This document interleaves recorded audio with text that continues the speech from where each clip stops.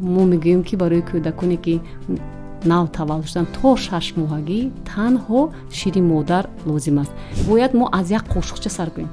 Кам масалан имрӯз як қошуқча додам, пагоҳ дуюм қошуқча додам, дута қошуқча анамхелин дар давоми ҳафта бояд зиёд кара равем. Вақте ки модар кӯдакашро бо шири худ мемаконад, дигар бемориҳо ба гирифтор намешавад.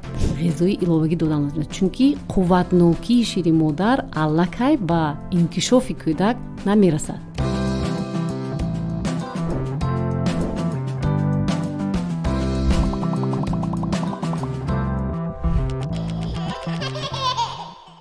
салом, рӯз ба хайр. нашри нави силсила подкастҳои модари солим кӯдаки солим аст ки аз студияи ортж тақдими шумо мегардад. лоиҳаи модари солим кӯдаки солим дар тоҷикистон бо кӯмаки агентии иёлоти муттаҳидаи амрико оид ба рушди байналмилалии USAID дар ҳамкорӣ бо вазорати тандурустӣ ва ҳифзи иҷтимоии аҳолӣ татбиқ мегардад. ҳадафи лоиҳа кор аз болои тағйирёбии меъёрҳои иҷтимоӣ ва ғизои солим, нигоҳубини саломатии модарону кӯдакон мебошад ки ба интихоби таҷрибаҳои тарзи ҳаёти солим мусоидат мекунад. имрӯз дар меҳмонии мо ҳастанд Дилшода Қаимова, педиатр.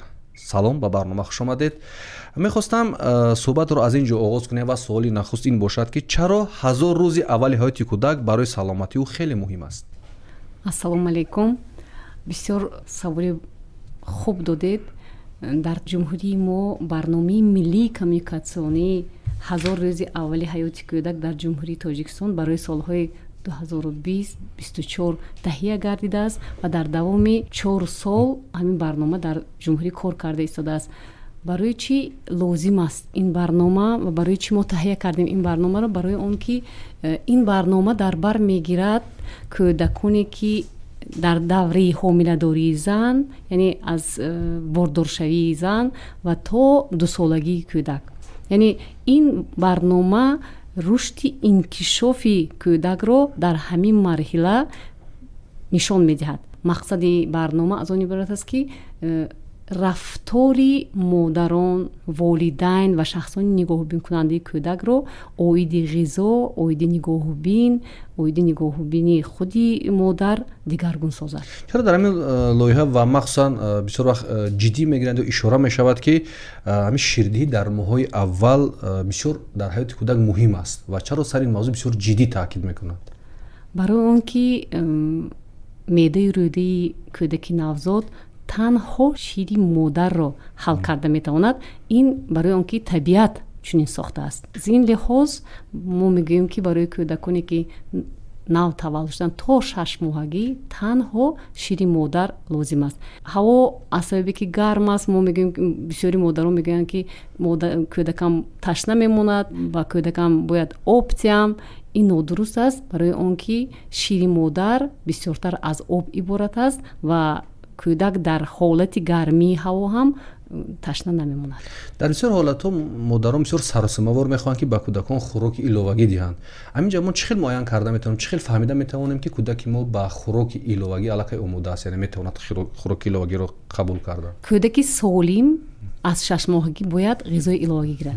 то 6 моҳагӣ шири модар қувватнокию энергияю дигар витамину минералҳо организми кӯдакро қонеъ карда метавонад. лекин баъд аз 6 моҳагӣ аз сабаби ки кӯдак баъд аз 6 моҳагӣ ҳаракат карда метавонад, бисёр ҳаракат мекунад, дандон мебарорад, барои аз ҳамин сабаб бояд ғизои иловагӣ додан лозим аст, чунки қувватнокии шири модар аллакай ба инкишофи кӯдак намерасад. аз ҳамин сабаб бояд ғизои иловагӣ дода шавад. шумо ҳамчун мутахассис мегуфтед ки аз чӣ шурӯъ кунем, ҳамин аз кадом навъи маҳсулот, аз кадом навъи омехтаҳо, яъне шурӯъ кунем додани ғизои иловагиро ба кӯдаки беҳтар бошад? кӯдаке ки имрӯз 6 моҳа шудааст, аллакай мо бояд ғизои иловагиро аз пюреҳои сабзавотӣ сар карданамон лозим аст. агар кӯдак ғизои сабзавотиро нахӯрад, метавонад аз шавлаҳои истифода баранд, шавлаҳое ки дар об пухта шуда бошад. ғизои иловагӣ бояд аз як намуди маҳсулот пухта шуда бошад, яъне аз як сабзавот. масалан мо мегӯем ки картошка, пюреи картошкагин сар шуда. ғизои иловагӣ бояд обдор набошад, яъне ғафстар бошад, яъне аз қошуқ нарезад. бояд мо аз як қошуқча сар кунем.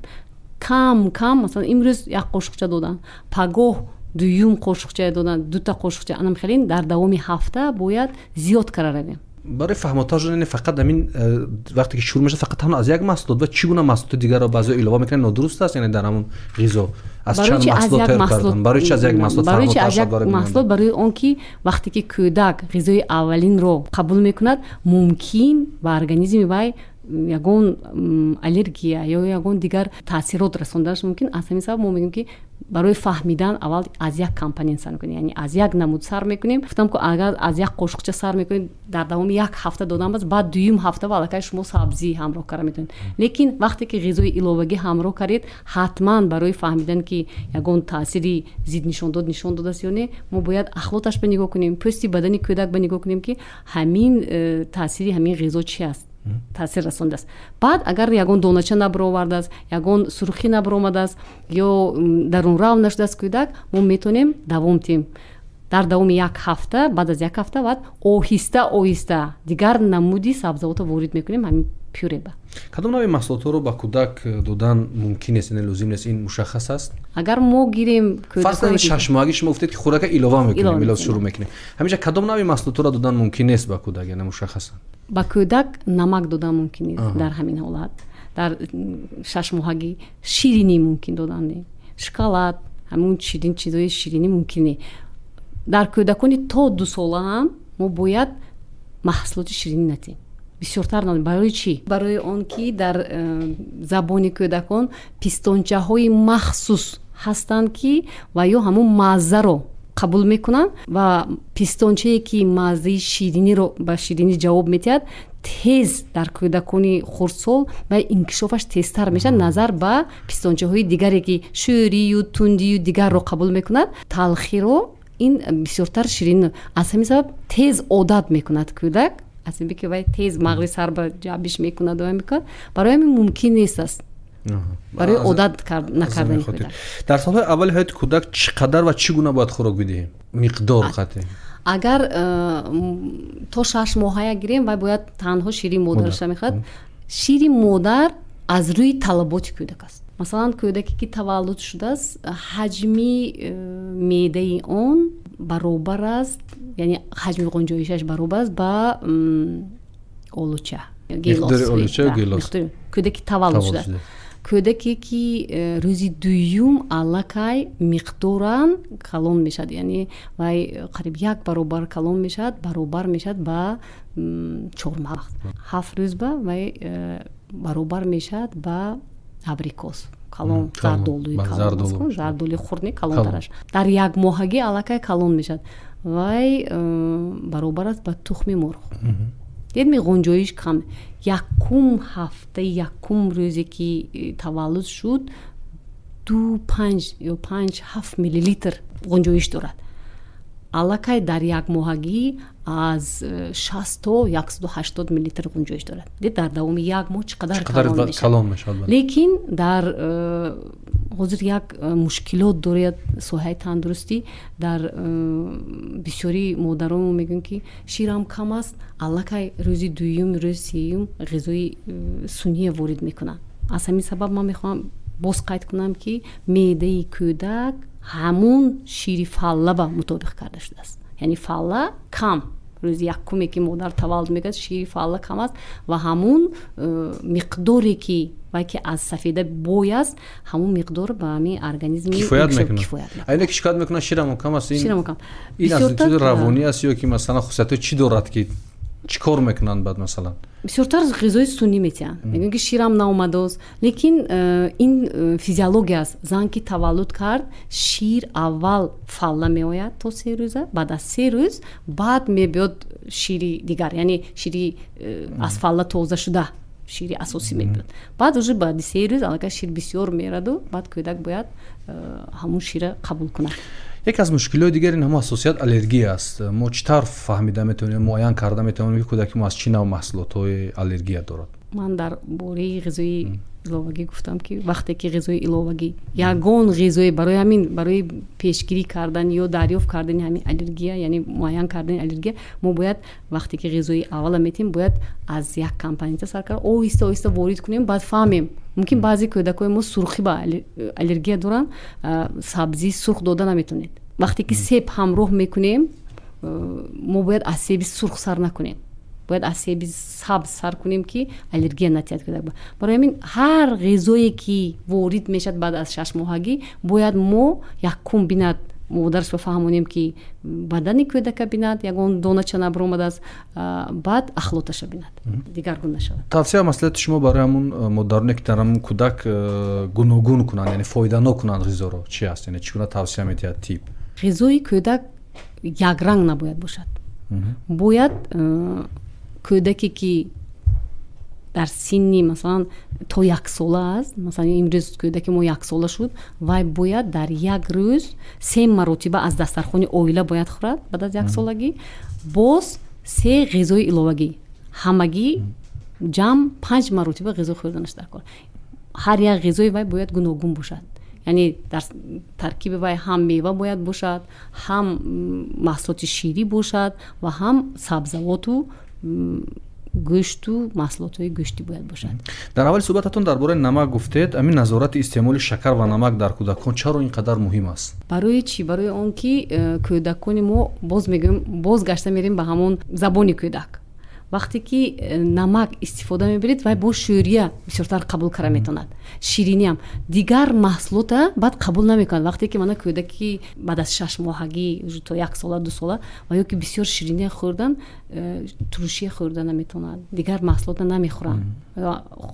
аз сабаби ки ваё организмаш аллакай ширинӣ ба одат кардааст, дигар маззая баъдтар қабул мекунад. вақте ки аллакай пурра инкишоф меёбад организм, мазза пурра инкишоф меёбад ҳамун ваё баъд вай мекунад. лекин барои чӣ мегӯем ки мумкин нест ширинӣ? барои он ки вай дар таркибаш глюкоза дорад, карбогидратҳо аст. вақте карбогидрат дар организм ки зиёд шуд, вай кӯдака фарбеҳ мекунад, ба фарбеҳӣ оварда мерасонад.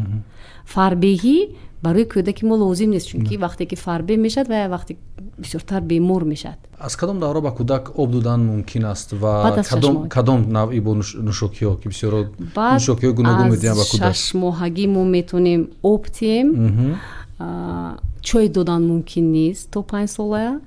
дигар шарбатҳо метавонем, шарбати мева, шарбати меваи агар мо аз 1 сар кунем, 1 баъд аз 6 моҳагӣ агар мо шарбати мева диҳем, бояд аз себи кабуд сар кунем.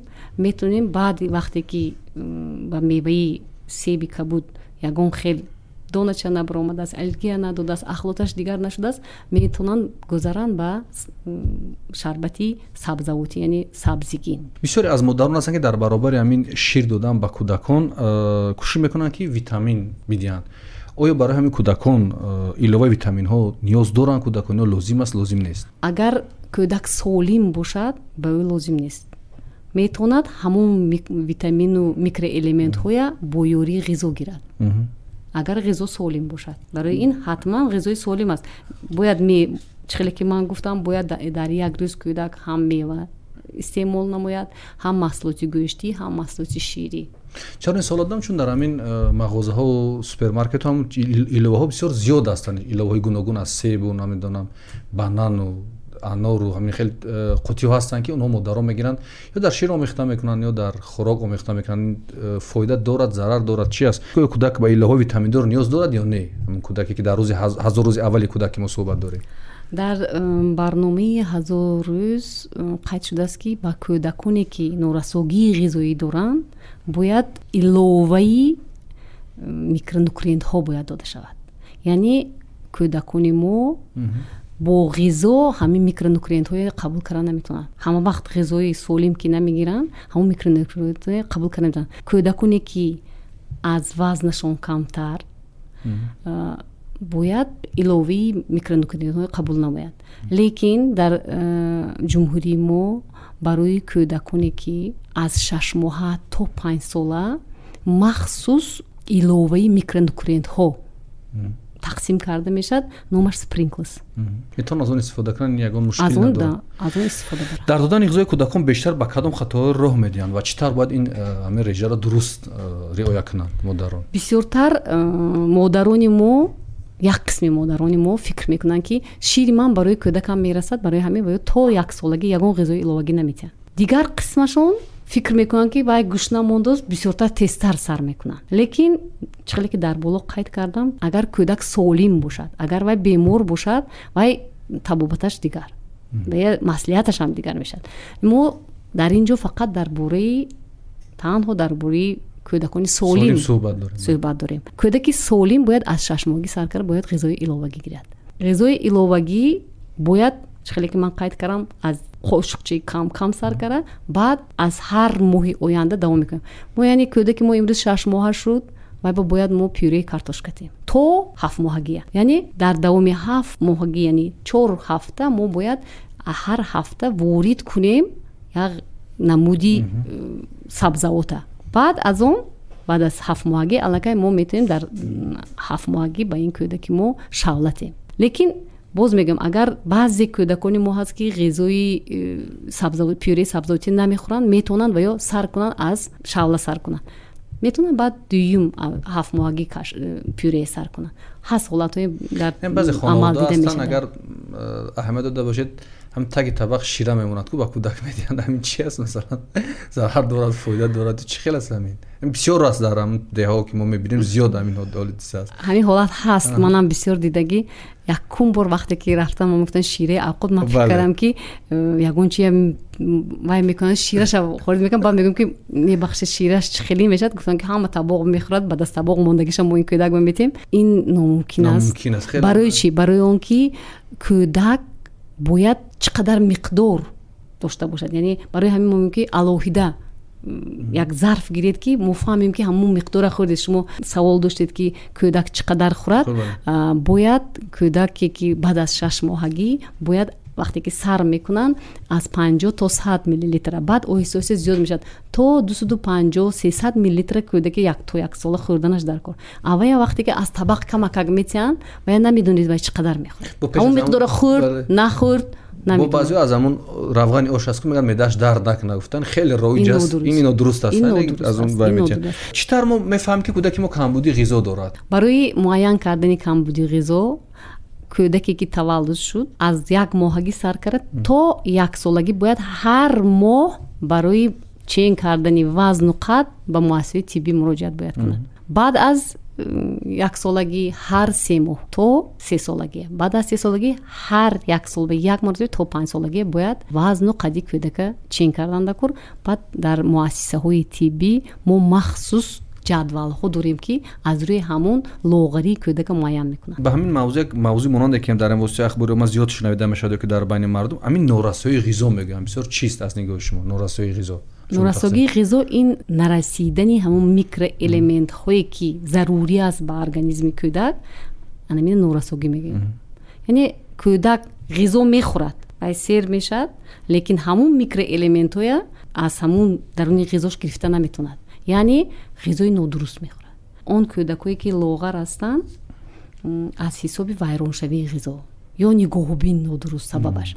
Ду сабаб дорад. Яъне сабаби дохилӣ дораду беруна дорад. Дохилиш ин яъне экзогени, эндогени мегӯем, ислоҳоти тиббӣ. Яъне эндогени аз ҳисоби бемориҳо, ягон хел нуқсони модарзодӣ дораду дигар бемориҳо ё ҷаббиш дар кӯдак норасоӣ аст. Лекин ин қисми кӯдакҳо мо кам, яъне бемор ҳастанд. Лекин ҳастанд аз ҳисоби нодуруст додани ғизо. Масалан, кӯдак ба ғизои сунъиба мегузаранд, касе маслиҳат метиҳад вай ғизои сунъиба мегузарад, аз сабаби ки ғизои сунъӣ қиммат аст, вай чӣ кор мекунад? Ҳамун ба ҷои ҳамун шиша чашма миқдори муайяне ки масалан 60 миллилитр ба бояд 2 қошуқча анзад, вай мегирад 1 қошуқча меанзад. Барои камтар хараҷот кам шавад. Ҳаст оилаҳое ки баъд хуштоманаш гап мезанад, бисёр расход шудааст, чунки вай шавҳараш гап мезанад.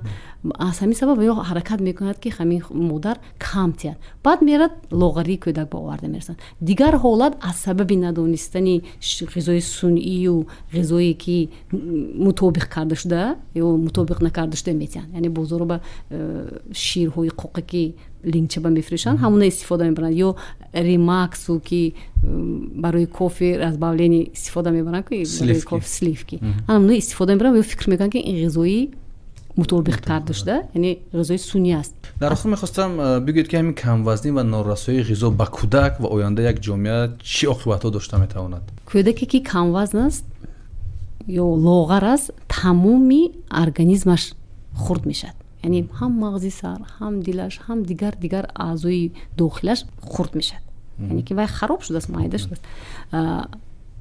кӯдаке ки камвазн аст, лоғар аст, назар ба ҳамсолони худ ҳам аз ҳисоби дониши ақлонӣ, ҳам аз ҷиҳати инкишофи ҷисмонӣ ақиб мемонад.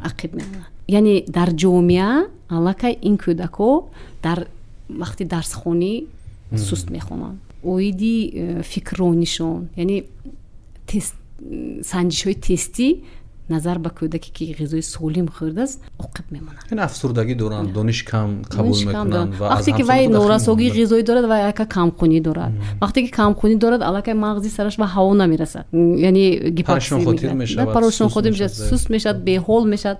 аз ҳамин сабаб дар ҷомеа аллакай кӯдаки солим муҳим аст. бале, чуна ки мегӯянд ояндаи солими ҳар ҷомеа аз кӯдаки солим вобаста аст. ба барнома хеле хуш омадед. агар чизе буд аз шумо напурзем, ягон тавсия, ягон андеша дига ба бинандаҳо дошта бошед, бигӯед, барномаро ҷамъбаст кунем. ман мехостам дар бораи барномаи миллии коммуникатсионии ҳазор рӯзи аввали ҳаёт гуфта гузарам, чунки ин барнома имсол хотима меёбад ва дар давоми амалишавии ин барнома мо натиҷаи ҳамин барномая дидем ки дар тадқиқоти демографии тиббӣ ки соли 2017 гузарон доштаги буд, синамаконӣ дар байни аҳолӣ 36%-ро ташкил мекард.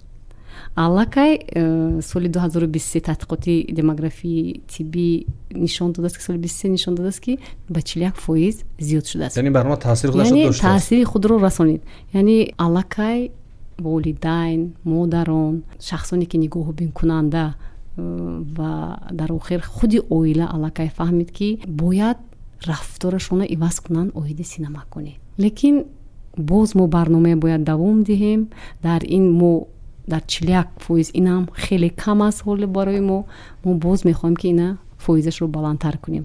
боз мехоҳам ба модарони ҷавон ва модарон, бибиҳо ва аҳли оила мехоҳам гӯям ки кӯдак ки то 6 моҳ аст бояд танҳо шири модар гирад, чунки вақте ки модар кӯдакашро бо шири худ мемаконад, дигар бемориҳо ба гирифтор намешавад. яке аз бемориҳое ки яъне кӯдак ки таваллуд шуд, модараш вақте ки аз рӯзи аввали мо мегӯем ки аз 30 дақиқаи баъд аз таваллуд ба сина гузошта шавад, агар кӯдак аллакай пешгирии хунравии зани таваллуд карда мешавад. дигар бемориҳои саратони сина дар занҳо кам мешавад. яъне ки зане ки намакондааст дар оянда аллакай мушкилотҳои ҳамин бемориҳои сина пайдо мешавад дар он зан. барои ҳамин дар ҷомеаи мо аллакай ин мушкилот бисёр аст ва занҳое ки ҳамин мушкилот доранд ва ё бояд дар як сол 2 маротиба аз назорати мамолог бояд гузаранд.